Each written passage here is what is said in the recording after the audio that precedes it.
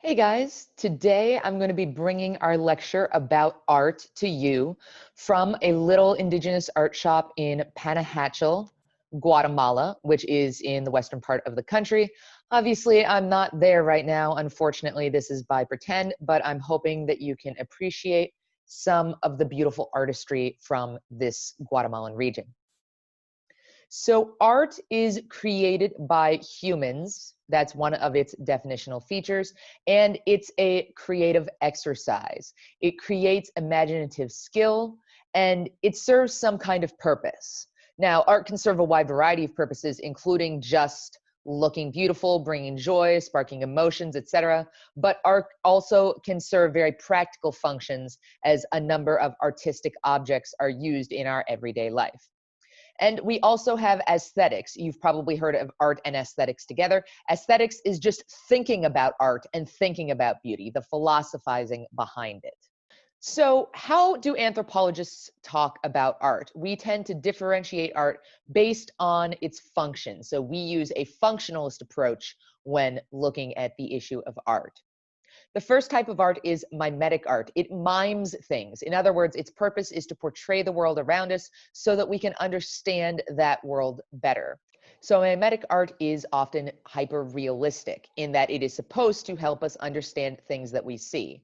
But it also can be very creative in that sense that it's supposed to question what we see around us and encourage us to think about the world in new and interesting ways.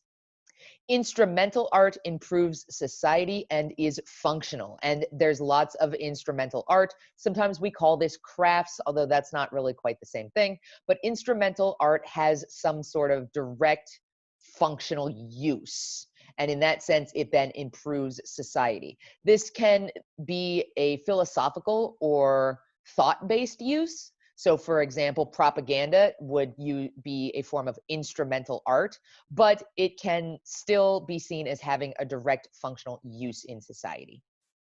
Third, you have emotionalist art. And emotionalist art is about the emotions. It's designed to make us feel the big feels, right? So if you're watching a movie and it brings you to tears, if you read a story and it makes you filled with triumph and excitement, if you look at a painting and it makes you contemplate the meaning of life, that is emotionalist art. It connects into something deep within us.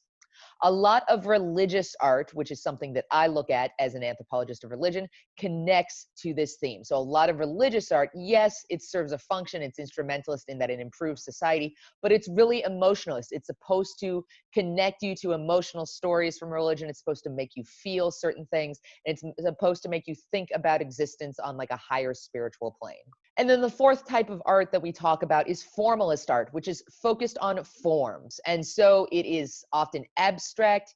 This might be called abstract art, surrealist art, impressionist art, modernist art, postmodernist art. Like all of that falls into the category of formalist art, where the actual qualities and the abstractness of the art itself and the skills used to produce the art are actually what's the focus of it itself, not what's being depicted or not the actual ideas that it's getting across, but rather the forms and the symbologies within that abstractness. That's what formalist art is about. And so in all cultures, you find all four of these kinds of art. Now, I want to talk about some of the different ways that we actually create art. And one of those is through body art. And I'm going to look at two different types of body art. The first is scarification. And this is actually cutting into the body to create distinct patterns or distinct images. Usually this is done as part of either a coming age ritual or to designate that you belong to a particular group. This is also sometimes done in religious rituals. And on the other side, you have tattooing. And probably some of you guys have tattoos. Tattoos are when you put inks, either in black or colors, under the skin in a permanent way in order to produce designs. And tattooing has existed in cultures all around the world. It is heavily symbolic. It can be a way of marking one's identity within the group. For example, Berber women have their faces tattooed in order to designate which tribal group they belong to. In other cases, tattoos are a way of identifying with certain lifestyles or certain belief sets. Tattooing for a long time has been illegal in Japan because it has been associated with illegality, criminality, and the mob known as the Yakuza. In other cases, tattooing is a religious way of connecting with nature and spirits around you. This is the case of the Maori tattooing tradition in New Zealand and the Pacific Island. And another form, it's not body modification, but still another form of body artistry, is clothing and jewelry. One of the first things that we as a species figured out how to do, it was to decorate ourselves. And we actually have evidence that before we were even modern humans, before we were Homo sapiens, when we were still Neanderthals, we figured out jewelry and makeup because archaeologists have found remains of Neanderthal burials where people are wearing jewelry and they have the markings of makeup on them. All societies decorate themselves through clothing and jewelry. There's no society that does not care about the aesthetics of their appearance. We think of makeup and jewelry as being universal, but in many ways they are cultural specific. So how piercings are done, what kind of jewelry is worn, who wears makeup and when they wear makeup and why. All of these are culturally specific. And so as anthropologists studying things like clothing or jewelry can tell us a lot about the values of a society and a people. Let's talk a little bit about early human art. Some of the earliest forms of art were Venus figures. And Venus figures tap into our one universal truth: you were born from a woman. And so the woman's body, particularly the woman's body that has gone through childbirth and that has pendulous breasts for feeding children, etc., that human body is the original piece of art. And so Venus figurines, such as the Waldorf Venus, etc., exist in a bunch of different cultures and a bunch of different societies. And they all start popping up around 30,000 years ago, which is considered to be the beginning of human art. And then, of course, we have cave paintings. And cave paintings show up after Venus figures. Cave paintings show up in different parts of the world. And so we have everything from petroglyphs, which is cut cave paintings, to actual paint that has remained in caves because it wasn't exposed to the elements from about 13,000 years ago. In many ways, these are the first selfies, man's reflections of their hands. And this is the first time that humanity goes, look, we were here, and human beings leave their mark upon the world intentionally. And that requires a certain mindset, right? To recognize that you want to leave a mark for future generations. That requires a certain understanding of time. And that's why early human art is important, because it demonstrates that mankind finally understood that they could leave something for after they were gone, and that future generations would enjoy and appreciate that. The people who make art are artists, and people who make art that is useful are artisans and craftsmen. And so they are specialists. They focus on one particular type of art and craft, and they make that for their entire existence, right? We do have polymaths, people who are good in multiple types of arts and sciences, but for the most part, craftsmen and artisans focus on one particular thing. So if you're a painter, you paint. That's what you do. You paint things. You're a potter, you do stuff with clay and you make pottery. You don't then go and paint, right? So you focus on one type of artisanship. I'm a writer. I'm really good at writing, but like I'm not very good when I get on the potter's wheel and try to throw a clay pot. Why? Because my artisanship focuses on one particular type of art, and that's writing. There is another really interesting form of anthropology that is related to the arts, and that is ethnomusicology.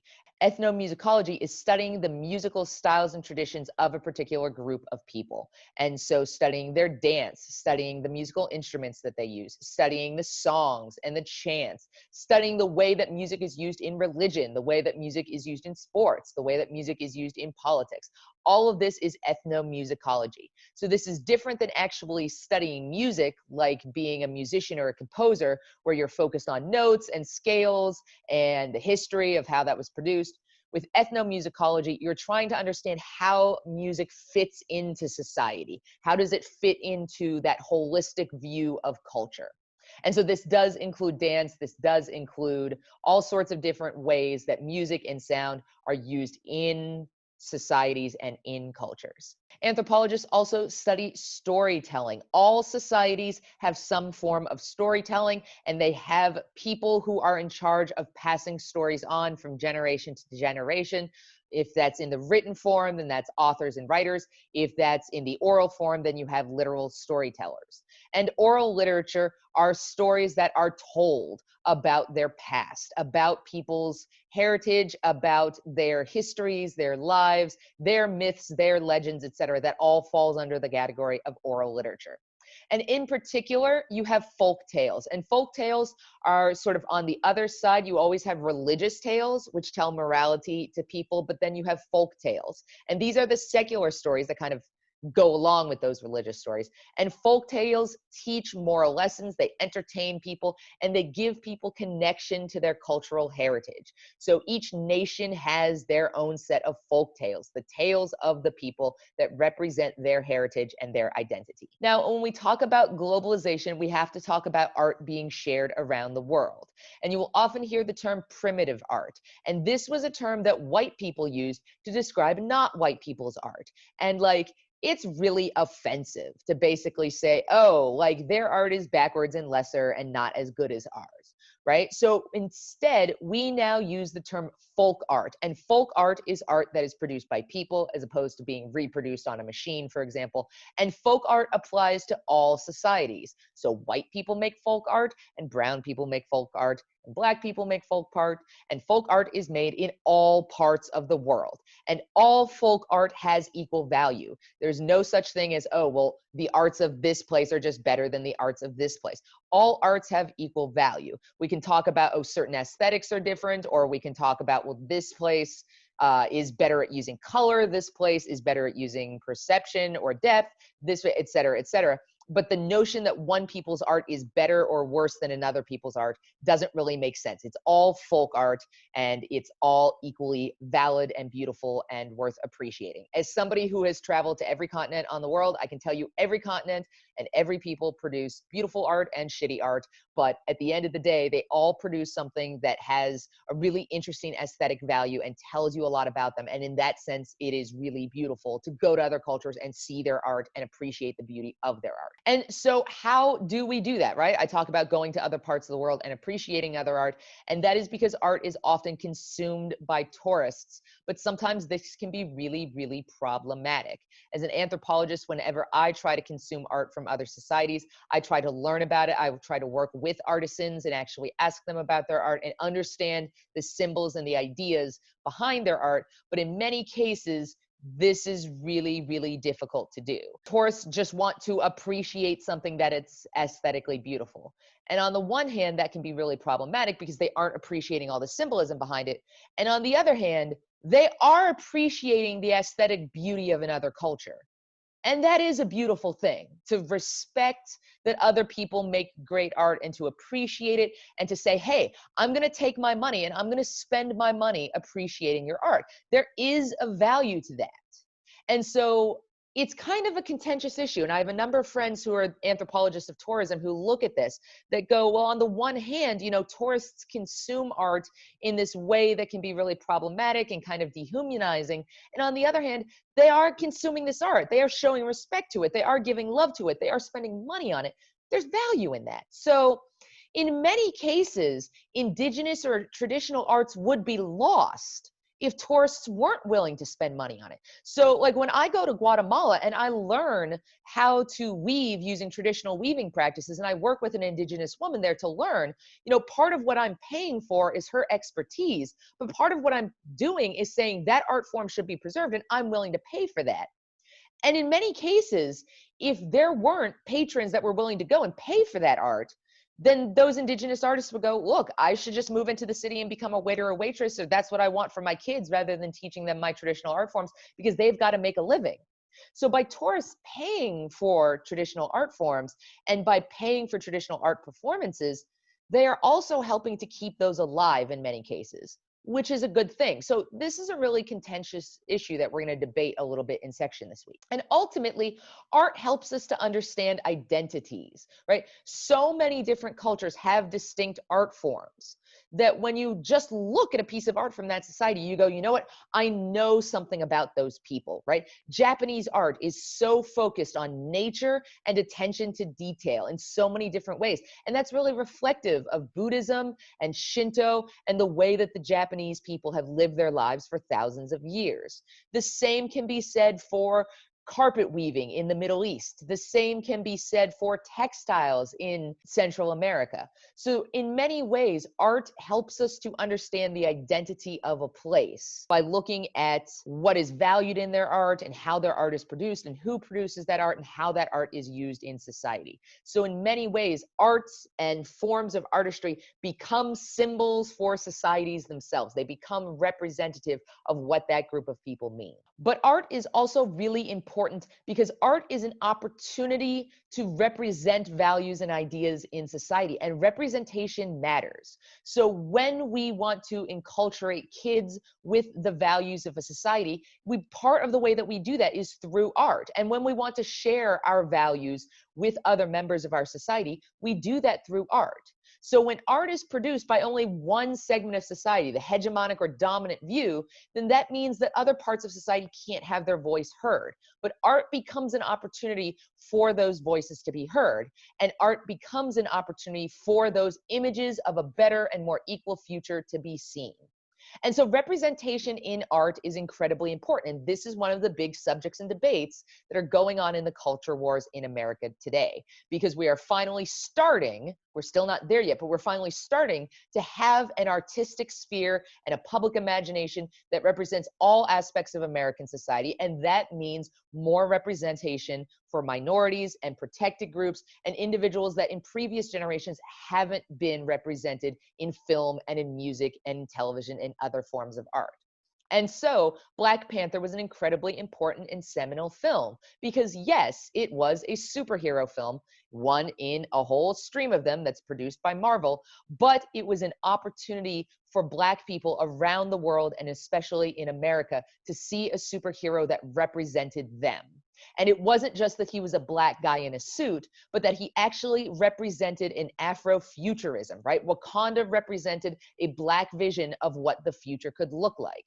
And so not only did it have a king who was incredibly powerful and incredibly Black, but also the lead superhero, but it also gave viewers around the world of an idea of Shuri, right? His sister, who is the Black female scientist. And so a whole generation of young people got to see that Black women could be scientists, are technology fiends, are the ones putting together this bright new Afrofuturism. They're the ones actually shaping and creating it.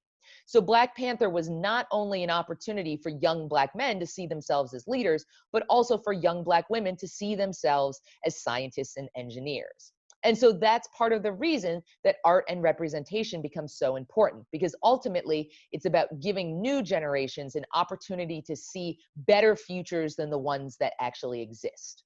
And so art is a way to show us the now, but art is also a way to show us a better future. And so when anthropologists look at art and look at the speculative art of societies, when it looks at the future views that a society creates, it helps us to understand what that society sees as its future and the direction that it wants to go and the values that it wants to elevate. All right, everyone, I hope you enjoyed this week's lecture on art and anthropology. Thanks so much for listening.